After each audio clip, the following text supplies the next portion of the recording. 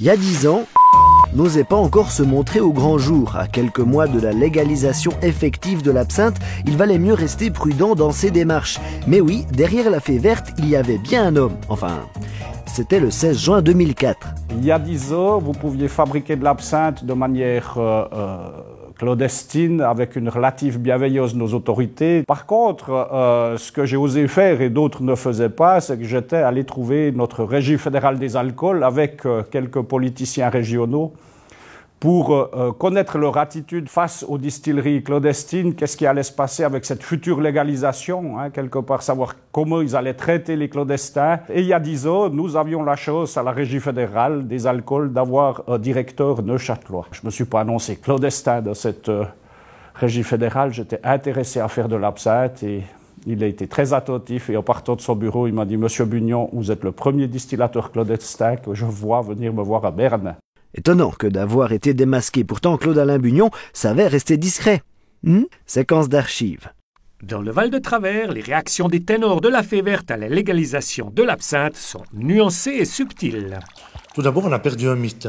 Je crois qu'on va beaucoup parler du Val-de-Travers ces temps, du moment que le Conseil national a pris cette décision. Puis après, gentiment, la consommation d'absinthe, à mon avis, va diminuer du moment qu'elle n'est plus interdite et que le mythe a disparu. Dans les milieux clandestins, les priorités et les préoccupations sont très différentes. Bon, il est clair qu'à moyen terme, on quitte la clandestinité. Mais il ne faut pas oublier que il n'est pas permis actuellement de distiller de l'absinthe. Ce n'est pas parce que le Conseil national enlève de la loi l'interdiction de l'absinthe que tout le monde peut distiller de l'absinthe. C'est toujours illégal. Et je suis encore un petit peu obligé de rester caché afin d'éviter d'avoir la police à ma porte sous quelques jours. Pour les clandestins, les options sont relativement claires et parfaitement opposées. Les petits clandestins continueront, ils ont leur marché, ils ont leurs clients. Le marché qui est visé par la légalisation, maintenant, est un marché différent qu'il faut gagner. C'est peut-être aussi un marché d'exportation. Maintenant, ce qu'il faudra, c'est que le Val-de-Travers récupère cette idée que l'absinthe est née ici et qu'on puisse avoir une AOC, une appellation quelconque. Clandestins ou officiels, tous ont donc à cœur de préserver le berceau de la fée verte et surtout la diversification de cette production. J'étais encore assez anonyme, c'est vrai.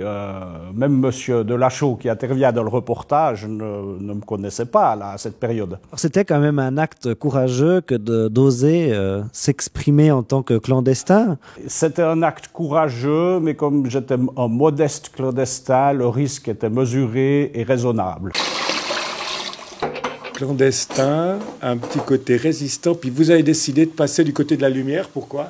Alors j'ai passé du côté de la lumière car j'avais un objectif, c'était de pouvoir proposer mon produit à grande échelle à tout le monde. Il se fait à peu près une soixantaine d'absinthes actuellement dans l'Europe et elles ont le nom d'absinthe mais pas souvent le goût. Et je trouvais malheureux qu'on ne puisse pas offrir ce produit à une plus large échelle. On se fiers d'avoir lancé quelque chose, on ne sait pas ce qu'on va faire. Finalement, c'est un challenge, on se lance. D'ailleurs, je vois dans le reportage, j'ai encore les rideaux en plastique contre les fenêtres pour cacher. Donc c'est légal, mais on est juste un petit peu encore caché. On ne se montre pas trop. Pour moi, ce qui a fondamentalement changé, c'est qu'on apprend à côtoyer beaucoup plus de gens. Et ça, c'est quelque chose de complètement fou quand vous démarrez une entreprise et que vous voyez plusieurs fois par jour des journalistes taper à votre porte pour vous interviewer.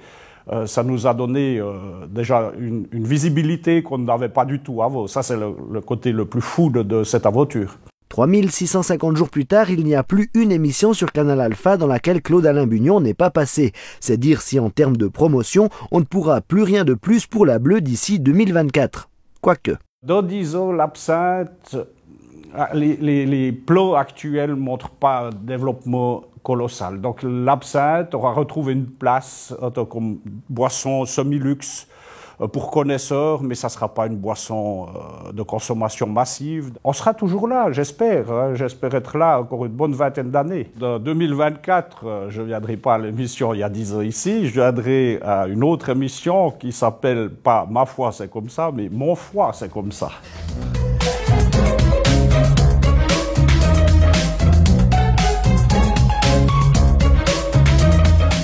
Qui la dame sur cette étiquette? C'est la représentation d'une fée 2D. J'aime à dire souvent c'est mon épouse.